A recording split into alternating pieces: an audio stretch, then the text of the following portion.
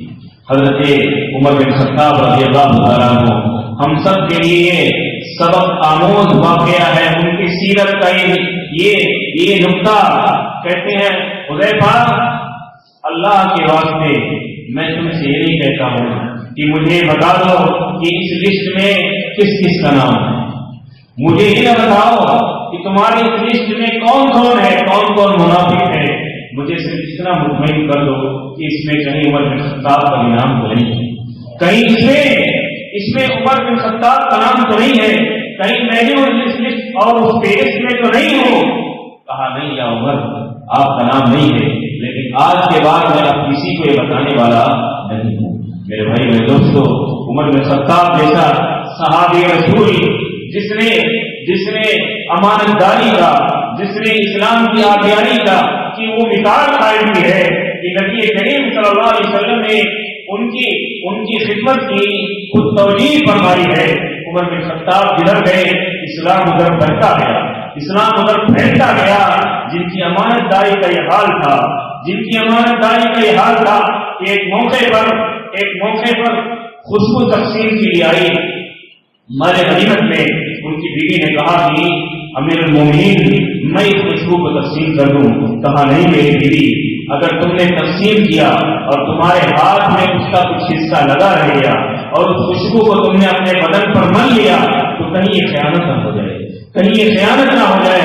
جن کی امانت داری کا حال یہ تھا, جنہوں نے امت کا مال, جنہوں نے امت کی دولت کو, جو سب سے بڑی مملکت کے خلیفہ ہوئے, حال یہ تھا کہ جب بیت المقدس فتح کرنے کے لیے پہنچتے ہیں تو سواری ایک ہے, کبھی خود سوار ہوتے ہیں, کبھی ان کا غلام اور نوکر سوار ہوتا ہے. اور اتفاق ایسا کہ جب وہ بیت المقدس میں داخل ہوتے ہیں تو باری غلام کی آ گئی اور آقا کی غلام باری پیدل چلنے کی آ گئی. کہا کہ میرے آقا, میرے سردار, خلیفۃ المسلمین امیر المومنین, یہ اچھا نہیں لگتا ہے آپ پیدل چلیں اور آپ کا غلام اس شہر میں جسے فتح کیا گیا ہے آپ پیدل چلیں, آپ سوار ہو جائیں. اگرچہ میری باری ہے. کہا نہیں, یہ تمہاری باری ہے, تم ہی سوار ہوگے. جس کے بدن پر کئی پیوند اور کئی چکیاں اور کئی کپڑے لگے ہوئے ہیں, اسی حال میں وہ صحابی بیت المقدس کی فاتح کی حیثیت سے پہنچتا ہے. اس صحابی رسول کے ڈر کا یہ عالم ہے, اس خلیفۃ المسلمین کا, اس امیر المومنین کے دل میں اللہ کے خوف کا یہ عالم ہے کہ کہیں میرے دل میں منافقوں کی صفت تو نہیں پیدا ہوگی. کیا ہم سب کو یہ فکر کرنے کی ضرورت نہیں ہے؟ ہم سب مطمئن بیٹھے ہیں کہ ہم جو بھی کر رہے ہیں سب ہمارا اللہ کے یہاں پہنچ رہا ہے. ہم جو بھی کر رہے ہیں اللہ سب قبول کر رہا ہے. ہم تو سب اللہ کے لیے کر رہے ہیں. ہم دنیا سے بابائی میں لیتے رہتے ہیں, دنیا کی تعریفات میں لیتے رہتے ہیں. اللہ ابن قیم رحمہ اللہ نے کہا تھا کہ اگر تم اپنے عمل میں اخلاص پیدا کرنا چاہتے ہو تو سب سے پہلے ناامیدی کی چھری سے اپنی تما اور لالچ کو قتل کر دو. ناامیدی اور لالچ کو, ناامیدی کی چھری سے اپنی لالچ کو اور تما کو, چاہت کو اور مدح و ثنا کو, لوگوں کی تعریف کو, لوگ ہمیں اچھا کہیں, اسے اپنی اس چھری سے ذبح کر دو. اگر تم مخلص بننا چاہتے ہو, اگر مخلص بننا ہے تو لوگوں کی تعریفات, لوگ ہمیں واہوائی دیں, لوگ ہمیں اچھا کہیں, ہم پر فون پر تعریف کریں, آئے تو ہمارے ہاں بہت اچھے صاحب, آپ ہی تو سب کچھ کر رہے ہیں, آپ ہی کے ذریعے تو سب ہو رہا ہے. سامنے تعریف کرنے والا یہ گویا آپ کی چاپلوسی کر رہا ہے. وہ آپ کی سامنے تعریف کرنے کے بجائے آپ کے پیچھے تعریف کریں اور آپ کو اپنی دعاؤں میں یاد رکھیں. اسی لیے حکم ہے شریعت کا کہ جو تمہارے سامنے تمہاری تعریف کرے اس کے منہ میں خاک ڈال دو, اس کے منہ میں مٹی ڈالو اور کہو کہ میری تعریف میرے سامنے مت کرو. لیکن ہم اور آپ اپنی تعریف اپنے کانوں سے خود سننا چاہتے ہیں کہ لوگ ہمارے کردار کو, ہماری خدمت کو, ہاں آپ نے تو جو کر دیا ہے وہ شاید نہیں کر سکتے, آپ ہی تو سب کچھ کرتے ہیں. آدمی سن کر مگن ہوتا ہے, سن کے وہ خوش ہوتا ہے. اس طرح کی تعریفات سے اپنے آپ کو بچائیں گے. اللہ رب العزت کا یہ وعدہ ہے, وہ اپنے بندوں کی خدمتوں کو ضائع نہیں کرتا ہے. وہ لوگوں کی نگاہوں میں اسے کبھی نہ کبھی کیسے نہ کیسے وہ بٹھا دیتا ہے. اس کا انتظام اللہ کرتا ہے. آپ اس کی فکر نہ کریں. اس لیے بھی لوگوں کے دلوں میں محبت اور نفرت پیدا کرنے والا کون ہے؟ اللہ رب العزت۔ ہم اور آپ یہ چاہیں کہ خود سے اپنی تعریف کر کے لوگوں کی نگاہ میں محبوب بن جائیں، یہ ممکن نہیں ہے۔ اللہ رب العزت محبت لوگوں کے دلوں میں خود بٹھاتا ہے، اللہ اس کا انتظام کرتا ہے۔ آپ سوچیں حضرت حسن یا حسین رضی اللہ تعالیٰ عنہ کے تعلق سے ان کی سیرت میں یہ واقعہ منقول ہے۔ وہ زندگی بھر بہت سارے علاقے کے اپنے غریبوں اور مسکینوں کے گھروں پر رات کی تاریکی میں جا کر کے ان کے گھر کے باہر وہ راشن اور غلہ اور ان کے گھر کا خرچ باہر دروازے پہ رکھ کے چھپکے سے آ جائے گا۔ یہ اخلاق کسی کو پتا نہیں کہ یہ کون پہنچاتا ہے، کون اللہ والا ہے یہ جو پہنچاتا ہے۔ جب ان کی وفات ہو گئی تو یہ سلسلہ بند ہو گیا۔ تب لوگوں نے جانا کہ یہ کام نواز رسول رضی اللہ تعالیٰ عنہ کیا کرتے تھے۔ کیا ہم نے اپنی زندگی میں کوئی ایسا عمل کیا ہے جس کی خبر اللہ کے سوا کسی کو نہ ہو؟ ہم اور آپ جا کر کے بیٹھ کے اپنے گھر میں اور رات کو سونے سے پہلے بستر پر اس کو سوچنا کہ میں نے زندگی میں کوئی ایسا بھی عمل کیا ہے کہ اللہ کے سوا کسی کو اس کا علم نہ ہو۔ اور یہ اخلاص اتنا بڑا ہے، اتنی اہمیت کا حامل ہے میرے بھائیوں کہ اس خلوص سے کیا ہوا عمل آدمی کا چاہے وہ چھوٹا یا چھوٹا کیوں نہ ہو اسے اتنا بلند کر دیتا ہے جس کا ہمیں اندازہ نہیں۔ اللہ کے نبی صلی اللہ علیہ وسلم کی اس حدیث میں آپ نے یہ واقعہ بارہا سنا ہوگا۔ اس زانیہ خاتون نے، ہماری مائیں بہنیں بھی سن رہی ہیں وہ بھی سنیں، اس خاتون نے جس نے اپنی زندگی میں کوئی نیکی نہیں کی، جس کا نام مشہور تھا کہ یہ بری خاتون ہے، بد اخلاق ہے، لیکن دل کا خلوص اور دل سے نکلا ہوا عمل چاہے وہ چھوٹا ہو یا بڑا ہو آدمی کو بسا اوقات اتنا بلند کر دیتا ہے کہ اس وقت آدمی وہاں تک سوچ نہیں سکتا ہے۔ اس خاتون نے ایک پیاسے کتے پر صرف رحم کیا، وقت کی ضرورت تھی، اس نے دیکھا یہ پریشان جانور جو پی نہیں سکتا ہے، خود سے پانی نکال نہیں سکتا ہے، اس کے دل میں رحم آیا، اس نے دل سے وہ عمل کر دیا۔ اللہ رب العزت نے اس کی تمام برائیوں پر اس ایک عمل کو بھاری کر دیا میرے بھائیوں، اسے جنت مل گئی۔ آپ سوچیں وہ واقعہ صحیح بخاری اور دیگر حدیث کی کتابوں میں یہ واقعہ مشہور ہے۔ وہ 3 غار والے جو غار میں جا کے چھپے ہوئے تھے، غار کا ڈھکن ایک پتھر کے ذریعے سے اس کا سوراخ بند ہو گیا، اس میں سے تینوں نے اللہ نے اپنے خلوص کی دہائی دی اور اپنے خلوص کو وسیلہ بنایا اور کہا اے اللہ رب العزت تو جانتا ہے میں نے اپنی زندگی میں ایک بار یہ کام کیا تھا، میں نے صرف تیرے لیے کیا تھا، صرف تیرے لیے کیا تھا، اگر تو جانتا ہے کہ میں نے تیرے سوا کسی اور کو خوش کرنے کے لیے نہیں کیا تھا تو آج میری مصیبت، ہم سب جو اس غار میں پھنس گئے ہیں، ہماری یہ مصیبت میرے اس خلوص کی برکت سے اس مصیبت کو ٹال دیں۔ اللہ رب العزت نے سن لیا۔ خلوص میں وہ طاقت ہے میرے بھائیوں، خلوص میں وہ طاقت وہ پاور ہے کہ بڑی بڑی مصیبتیں بھی خلوص کے واقعے اور ریفرنس اور حوالے سے اور اس کے وسیلے سے اللہ رب العزت ڈال سکتا ہے۔ اس لیے میرے بھائی میرے دوستو، اپنی زندگی میں ہم جو بھی چھوٹا بڑا عمل کریں اس میں عمل کرنے سے زیادہ خلوص پیدا کرنے کی کوشش کریں۔ خلوص کی بڑی برکت ہے بھائی، اخلاص کی بڑی برکت ہے۔ ہم سب کرتے آتے ہیں، عمل کرتے ہیں، لیکن وہی عمل ہم صرف اللہ کے لیے کریں۔ اور میں آپ کو پھر ایک بات کہتا ہوں کہ آپ اللہ کی قسم نہ بھولیں، اللہ رب العزت آپ کی خدمات اور آپ کے عمل کو ضائع نہیں کرے گا۔ آخرت میں تو انجام ملے گا ہی، دنیا میں بھی آپ کی اس خدمت کو اللہ رب العزت کسی نہ کسی ذریعے سے لوگوں کے دلوں میں بٹھائے گا۔ اگر آپ نے نہیں سنا، حضرت حسن رضی اللہ تعالیٰ عنہ نے چھپ چھپ کے صدقہ کیا، کسی کو نہیں پتا تھا، لیکن اللہ نے اس راز کو کھولا کہ نہیں کھولا؟ اللہ نے لوگوں کی نگاہ میں بٹھایا ہے کہ یہ عمل وہ کرتے تھے۔ ایسے آپ صرف اللہ کے لیے کریں، جو آدمی کی فطرت ہے، اس کی کمزوری ہے، لوگوں کی جو تعریف چاہتا ہے وہ تعریف اللہ رب العزت انتظام اس کا بھی کرتا ہے کہیں نہ کہیں سے۔ اس لیے آپ خود سے لوگوں کی تعریف وصول کرنے کے لیے نہ رکھیں، اللہ رب العزت اس کا انتظام خود کرے گا۔ میرے بھائی میرے دوستو، آپ سوچیں یہ خلوص کی برکت تو ہے۔ اللہ کے نبی صلی اللہ علیہ وسلم نے فرمایا اتق النار ولو بشق تمرہ، اپنے آپ کو جہنم کی آگ سے بچاؤ. چاہے کھجور کو 2 ٹکڑے کر کے 1 ٹکڑا خرچ کرو، اسی ٹکڑے سے تم جہنم سے بچ سکتے ہو. یہ عجیب بات نہیں ہے؟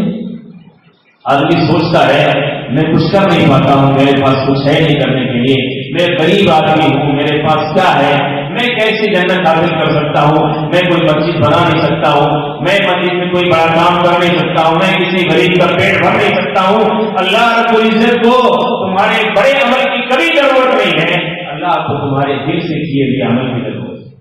اگر تمہیں اللہ نے غریب بنایا ہے، تمہیں اللہ نے 1 روپیہ دینے والا بنایا ہے، تو اللہ کو شاہد بنا کر کے ایک موقع پر تم یہ اپنے دل میں خلوص پیدا کر کے کہ اے مولا کریم، تو نے مجھے صرف 1 روپیہ دینے والا بنایا ہے، میں اپنے دل سے اس 1 روپے کو تیرے گھر پہ لگا رہا ہوں، میرے لیے نجات کا دوسری ذریعہ بنا دینا. واللہ اگر آپ نے دل سے کیا ہوگا تو بہت ممکن ہے بہت سارے لوگوں کی بڑی بڑی رقم پر آپ کا وہ پیسہ بھاری ہو جائے گا، آپ کا وہ معمولی پیسہ بھاری ہو جائے گا جسے لوگوں کی نگاہ میں کوئی قیمت نہیں دی جاتی. اس لیے ہمیشہ اپنے آپ کو یہ نہ سمجھیں کہ میں کوئی بڑا کام تو نہیں کر سکتا، میں جنت کیسے حاصل کر سکتا ہوں. اللہ کے ہاں دل کا تقویٰ چاہیے، اللہ کے ہاں اس عمل کو کس شکل میں ہم نے انجام دیا ہے اللہ رب العزت یہ دیکھنا چاہتا ہے. میں آپ کو اور کچھ ریفرنس اور حوالوں سے اس بات کو اور واضح کروں. اللہ کے نبی صلی اللہ علیہ وسلم کی ایک حدیث جسے امام ترمذی رحمہ اللہ نے اپنی جامع ترمذی میں نقل فرمایا، کہا میری امت میں عمل کرنے والوں کی مثال 4 طرح سے. آپ دیکھیں خلوص کی کتنی برکت ہے اور آدمی کے دل کی کتنی اہمیت ہے. کہا آدمی کے عمل کرنے کی مثال میری امت میں 4 طرح سے. اللہ رب العزت نے ایک انسان کو مال دیا، دولت دیا، علم بھی دیا. علم سے مراد صحیح سمجھ دی. صحیح سمجھ کا مطلب یہ ہے کہ وہ یتقی فی ربہ، اس مال میں اللہ سے ڈرتا ہے، خوف کھاتا ہے. ویصل فی رحمہ، اپنے رشتے داروں کو دیتا ہے، اور اللہ رب العزت کو راضی کرنے کے لیے اپنے مال کو جہاں چاہیے وہاں خرچ کرتا ہے. خود کھاتا ہے، اپنے عیال پر خرچ کرتا ہے، اپنی اولاد پر خرچ کرتا ہے، اپنے بچوں پر، اپنی فیملی پر، سب پہ خرچ کرتا ہے، اور اللہ کا حق بھی اس پہ یاد رکھتا ہے. کہا فَهُوَ بِأَفْضَلِ الْمَنَازِلِ، وہ اللہ کے یہاں سب سے بڑے مقام پر ہوگا. ایک دوسرا آدمی، یہ ہے نیت کی برکت، یہ ہے خلوص کی برکت. ایک دوسرا آدمی ہے جسے اللہ نے دولت نہیں دی ہے لیکن اللہ نے اس کو خلوص دیا، اللہ نے اس کو علم دیا ہے. وہ دل میں کیا سوچتا ہے؟ وہ رات کی تنہائی میں سوچتا ہے اے میرے پروردگار، تو میرے دل کی دنیا جانتا ہے، تو نے مجھے کاش اس فلاں مالدار کی طرح بنایا ہوتا، مجھے جوناگڑھ کے اس فلاں مالدار کی طرح بنایا ہوتا جس نے مسجد میں اتنے کام کروا دیے، جس نے غریبوں کو اتنا غریبوں کی اتنی مدد کر دی ہے. میری ماں اور بہنیں بھی سنیں، وہ اپنے آپ کو معمولی نہ سمجھیں کہ مجھے اللہ نے اگر مالدار شوہر دیا ہوتا، میری کی شادی کسی مالدار گھرانے میں بھی ہوتی تو آج میں بھی اتنا کام کرتی. کسی کو مایوس ہونے کی ضرورت نہیں ہے، صرف اپنی نیتیں بدلنے بس، صرف اپنے ارادے، اپنے خیالات، اپنے جذبات، اپنی سوچ اسے بدلنے بس. اللہ کو کامیابی دینے کے لیے اسے بہت زیادہ عمل سے زیادہ ہمارے نیتوں کی ضرورت ہے. وہ دوسرا آدمی کیا سوچتا ہے؟ مولا کریم اگر تو نے مجھے کاش اس مالدار کی طرح بنایا ہوتا تو میں بھی، تو جانتا ہے اتنے کام کر دیتا، لیکن صرف ارادے نہ ہوں، مجبور ہے، مجبور کے لیے ہے یہ. ورنہ کوئی مالدار سوچے کہ میں بھی کاش ایسا کر دیتا اور کرنے کی صلاحیت ہے پھر بھی نہیں کر رہا ہے، وہ کہے کہ میں بھی کرنا چاہتا ہوں، اس کے لیے نہیں ہے. جو مجبور ہے، کچھ کرنا چاہتا ہے لیکن اپنی مالی پوزیشن کی وجہ سے، مالی کمزوری کی وجہ سے، مالدار نہیں ہے، غریب ہے، اس کی وجہ سے سوچتا ہے مولا کریم تو نے کاش مجھے اس فلاں کی طرح بنایا ہوتا تو مولا آج بھی میں ایسا خرچ کرتا، میں بھی یہ کام کرتا. اللہ کے نبی صلی اللہ علیہ وسلم فرماتے ہیں کہ دونوں ترجمے برابر ہیں. اس پہلا مالدار جس نے خرچ کیا، جس نے سب کچھ کیا، یہ دوسرا جس نے خرچ نہیں کیا، صرف دل میں اچھی تمنائیں پیدا کی. یہ خلوص کی برکت ہے.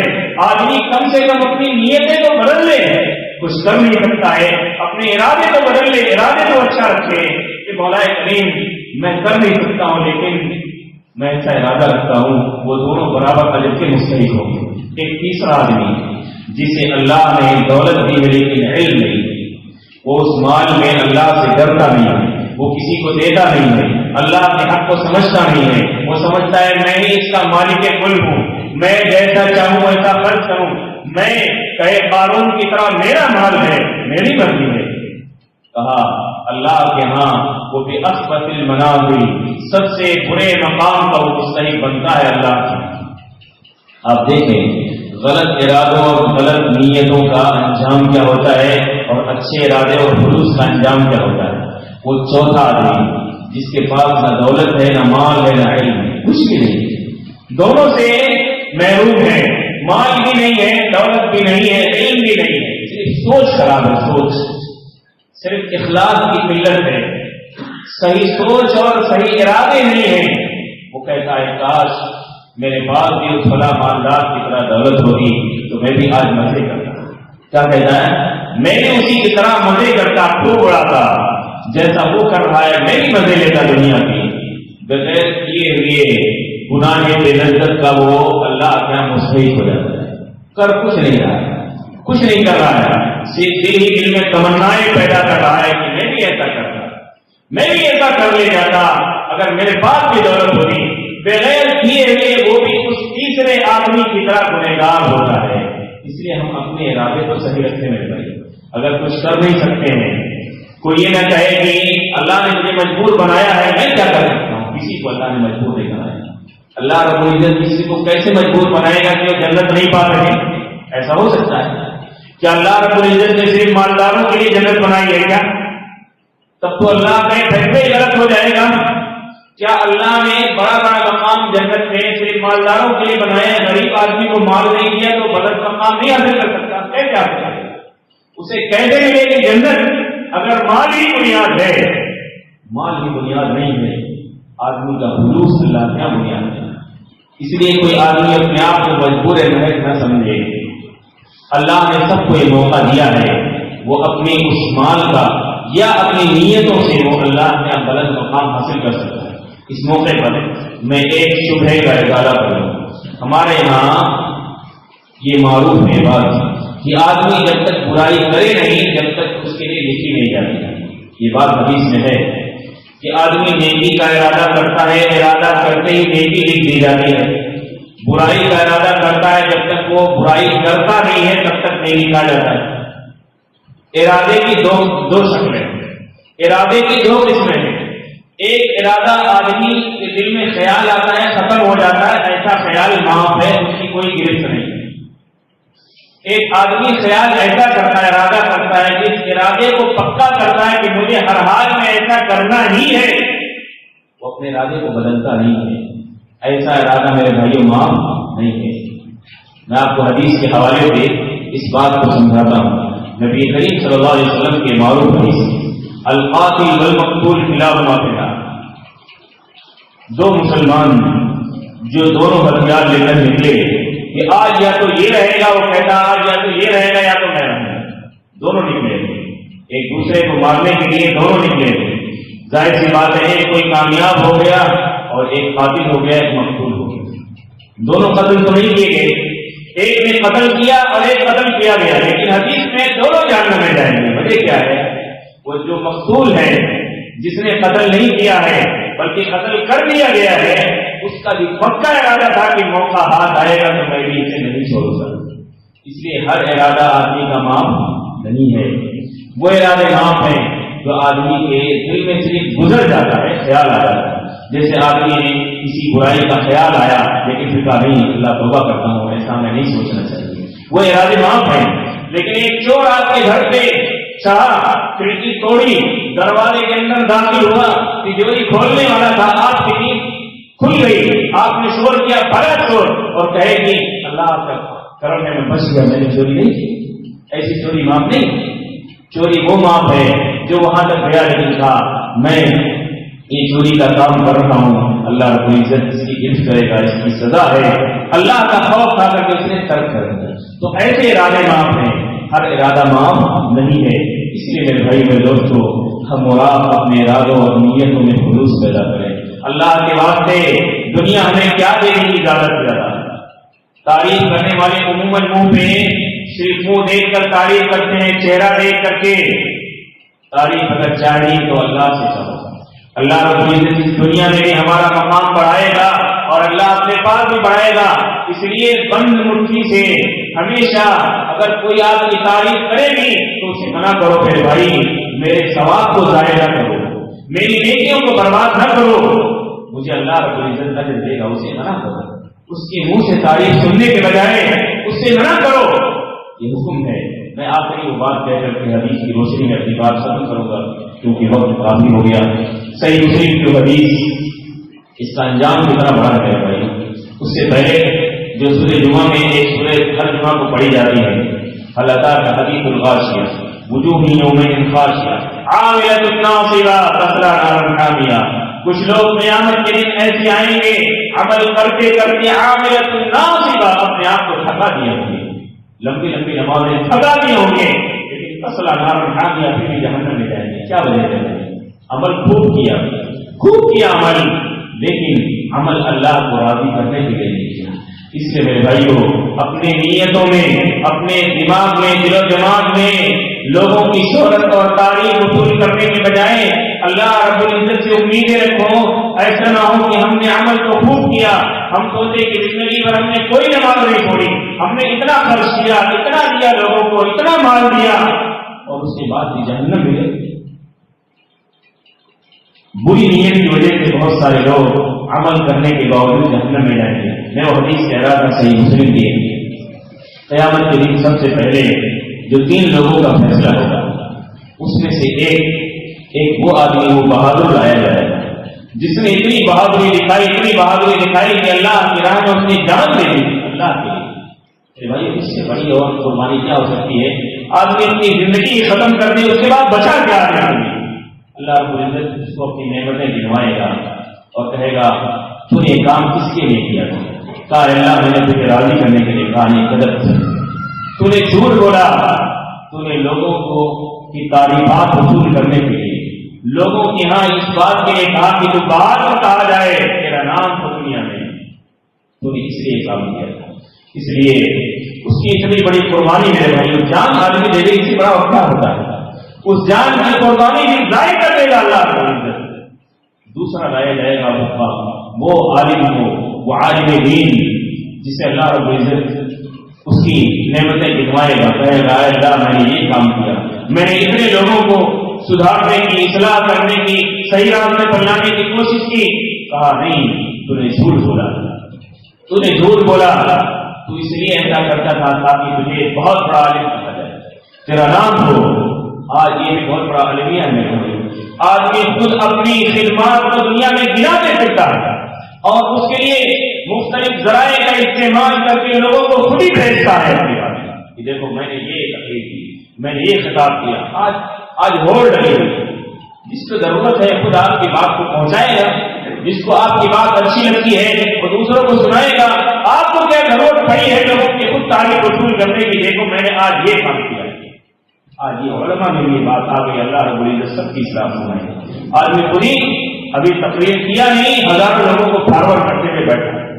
کس لیے رہے بھائی؟ اگر آپ کو لگتا ہے کہ میری بات سے فائدہ ہوگا تو دوسرے لوگ ہیں کرنے کے لیے، کریں گے. ہو آپ خود اس کے لیے کیوں اپنے آپ کو ذمہ دار بنا رہے ہو؟ اللہ رب العزت کہے گا اللہ ہم سب کو اس سے محفوظ رکھے. کہے گا تو نے جھوٹ بولا، تو نے اس لیے کیا کہ تمہیں بہت بڑا عالم مانا جائے، اس لیے اسے عہدے منہ گھسیٹتے ہوئے جہنم میں ڈال دیا جائے گا. مولا کریم ہم اس تیری پناہ چاہتے ہیں کہ ہم سب کے دلوں میں ایسا خیال نہ پیدا ہو کہ ہم زندگی بھر دین کے نام پر خدمت بھی کریں اور اس کے باوجود ہمیں اللہ کے یہاں ہمارے عملوں کا کوئی اجر نہ ملے.